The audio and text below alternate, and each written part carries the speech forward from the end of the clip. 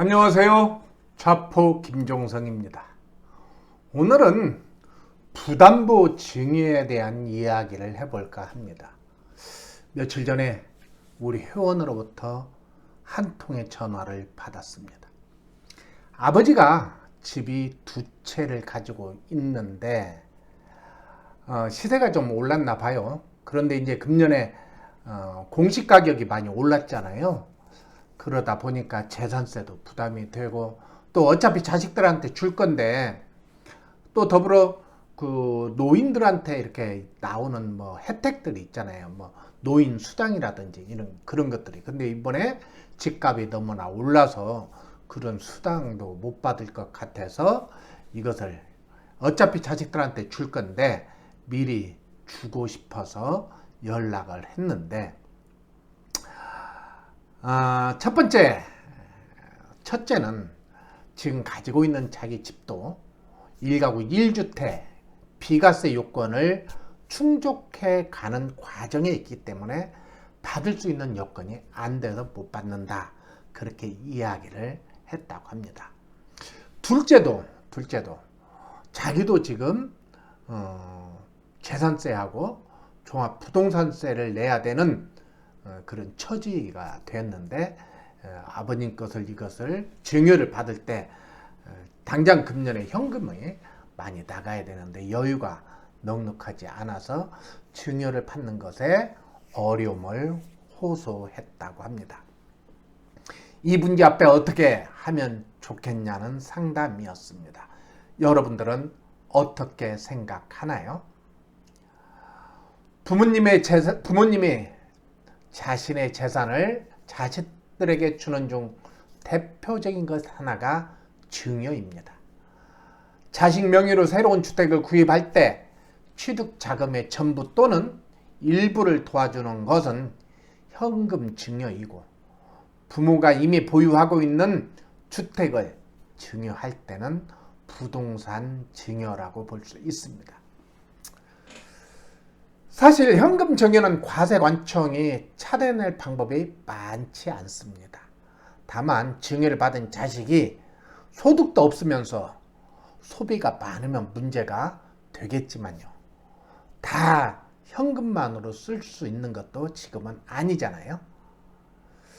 아무튼 부동산을 취득할 경우에는 일정한 금액을 초과하게 되면 재산 취득에 대한 자금 출처 조사로 증여세 탈루에 대한 타켓이 될 가능성이 많습니다. 최근에는 자녀들에게 재산을 물려주는 방법이 증여가 많이 이루어지고 있는데요. 특히나 부동산 세제가 강화되면서 보유세, 즉 재산세나 종합부동산세 부담을 줄이기 위해서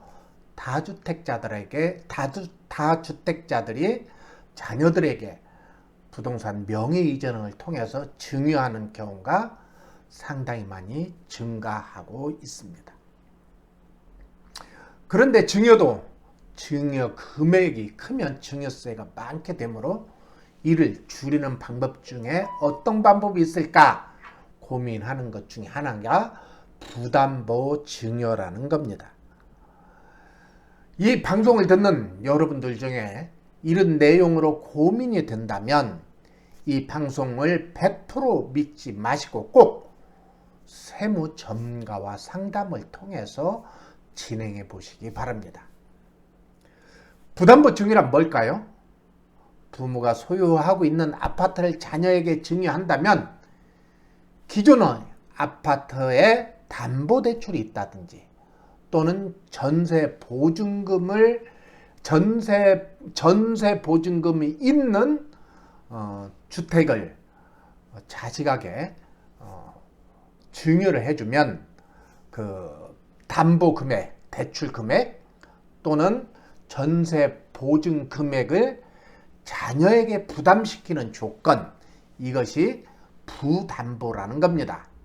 다시 말해서 자녀가 대출의 원금과 이자를 상환한다거나 해야 되고 또는 전세로 있다면 임대차 기간이 만료될 즈음에 임차인에게 전세 보증금을 자녀가 반환하겠다라는 명시가 된 상태에서 증여를 할 때 이것을 부담보 증여라고 이야기합니다.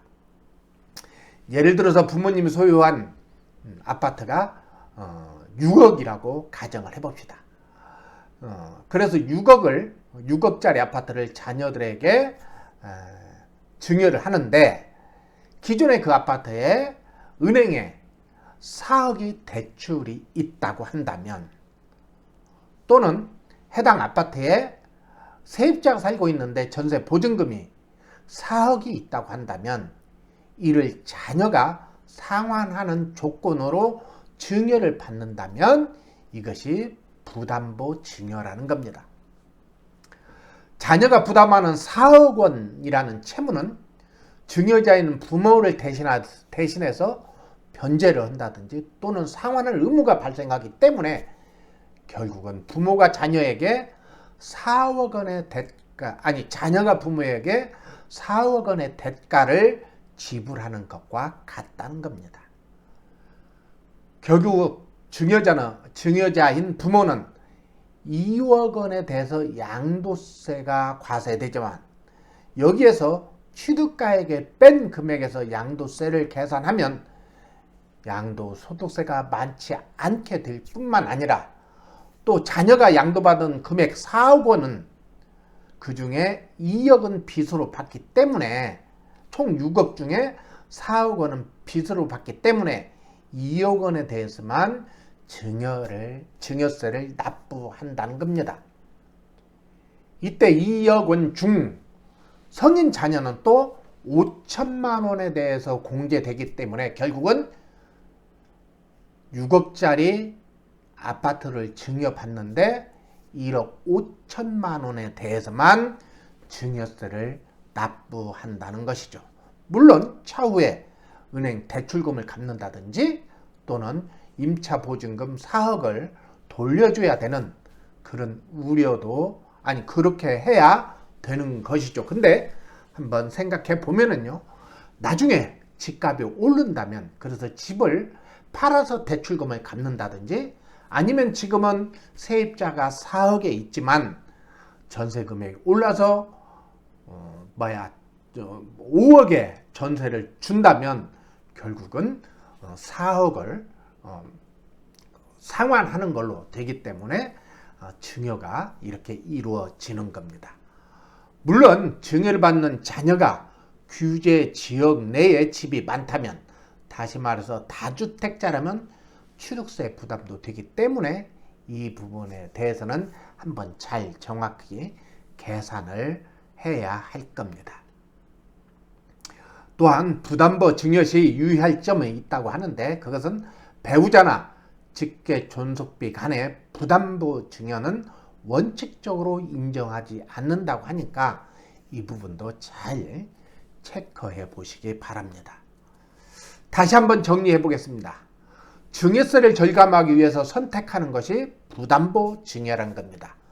증여하고자 하는 재산에 대출금이 있다든지 전세가 들어있다면 증여세를 줄이는 방법 중에 하나라는 거죠.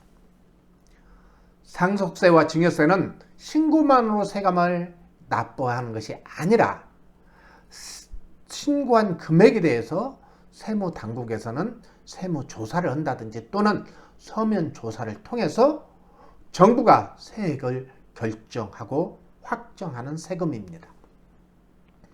이 세금에 대해서 세무조사 또는 서면 분석을 통해서 정부가 세액을 결정할 때 부담보 증여로 인수한 채무액 또는 상속받은 재산에 대하여 은행 근저당 또는 전세 만기 일자 등 모든 자료를 국세청 전산망에 입력해서 사후 관리를 하고 있다는 겁니다. 국세청은 전산망에 입력된 해당 채무에 대하여 만기 일자가 도래한 경우에는 납세자에게 부채 사후 관리에 대한 소명서를 보내서 채무 상환 여부를 확인하는데, 이때 무슨 돈으로 빚을 갚았느냐라고 확인한다는 거죠. 아까 말씀드린 것처럼 그때는 어떻게 돼요? 집을 증여 받았을 때보다도 높은 가격으로 매도했을 때는 그 매도해서 상환했다든지, 아니면 전세 금액이 올라서 오른 전세금을 받고 상환했다든지, 그렇게 소명이 필요하다는 겁니다. 이 과정에서 제철 출처, 자금 출처 없이 채무를 상환하는 경우에는 채무 상환 자금에 대한 증여 추정 규정을 적용해서 증여세를 과세하기도 하고요. 또 제3자가 상환한 사실이 확인이 된 경우에는 증여로 보아서 증여세를 부과한다는 겁니다. 이처럼 부담부 증여 시 인수한 채무 또는 전세 보증금의 채무 등에 대해서는 국세청에서 사후 관리를 철저히 하고 있으므로 자금 출처 없는 자금으로 대출을 상환한다거나 제3자가 채무를 대신 변제한다든지 그렇게 한다면 안 된다는 겁니다. 오늘은 이렇게 부담보 증여에 대해서 알아봤습니다. 우리 카페에서는 또 이런저런 계획을 가지고 있지요.